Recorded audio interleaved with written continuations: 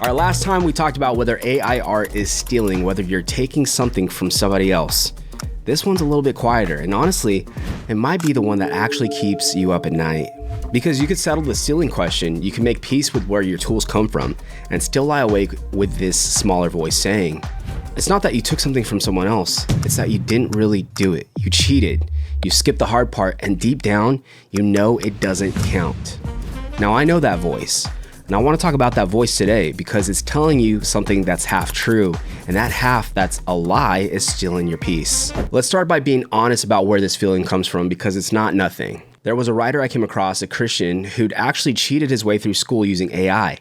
And he said something that really stuck with me. He said, every time we cheat the process, we're not just saving time, we're training ourselves to bypass the struggle. And in the bypassing the struggle, we lose something. Capacity to fail, to wrestle, to grow. And you know what? He's right about cheating. Because here's the thing. There's a real version of this. There's a way to use the tools that genuinely hollows you out. Whether you stop thinking, stop wrestling, stop developing any taste or skill or voice of your own, and just become a person who types requests and posts whatever comes back. That's real. And that's the real danger. I'm not going to stand here and tell you that it's not. But watch closely because that danger is not about AI.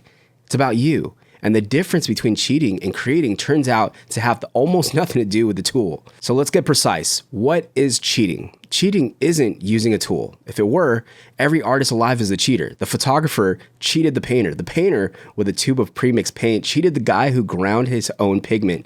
And the writer with a keyboard cheated the scribe with a quill. No. Cheating is where there's a rule, spoken or unspoken, about what the work is supposed to prove. And you break the rule while pretending you didn't. That's where using a calculator is cheating on a mental math test and just being smart everywhere else in life. The tool doesn't change, the point of the task changed. So the real question was never, did you use AI? The real question is, what was this work supposed to be? And are you being honest about how you made it? So here's how you actually tell the difference. 2 tests. If your work passes both, it's not cheating. I don't care what tool you used. So test number 1, the honesty test. Cheating requires deception. It's built into the word. You cheat when you make someone believe you did something that you didn't. So are you being honest about how the work was made? If somebody asks, would you flinch? A photographer doesn't hide the camera. A director doesn't hide the crew. If you're using AI as part of your process and you're not pretending otherwise, that's not cheating. That's just your process. The flinch is the tell. If there's no flinch, there's no cheat. So test number 2 is the stewardship test. This is the one that the school cheater actually got right. So let's keep it. Are you still growing? Are you still bringing judgment, taste, wrestling, bringing yourself into the work? Or have you gone limp? Outsource not just the labor, but the thinking, the caring, the whole soul of it. Because that's the real sin hiding under the cheating question. It was never the shortcut. It's going limp. It's sparing the talent instead of investing it. And notice you can fail that test with no AI at all.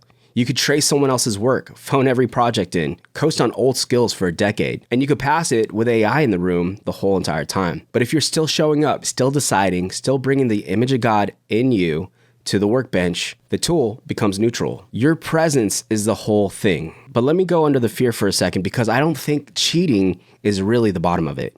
I think under am I cheating is a scary question, and it's this. If a machine can do it, was it ever really me? Now that's the real wound, right?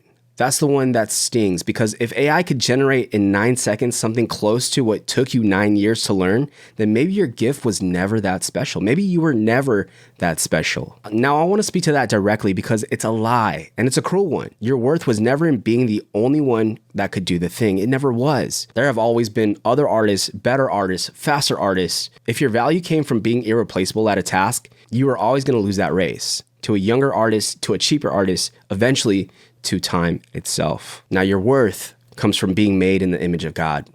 Full stop. That's not a thing you earn by outproducing a machine. It's a thing you already are. The machine can copy the output. It can't touch the image of God in you. It doesn't even know it's there. So the machine doing it faster doesn't mean it was never you. It means that it was never the point.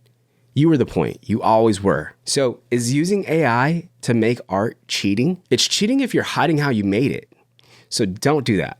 Don't hide it. Be honest about your process and that whole accusation will evaporate. Now it's cheating if you're going limp. If you've handed over not just the work, but the wrestling. So don't go limp. Stay in the room.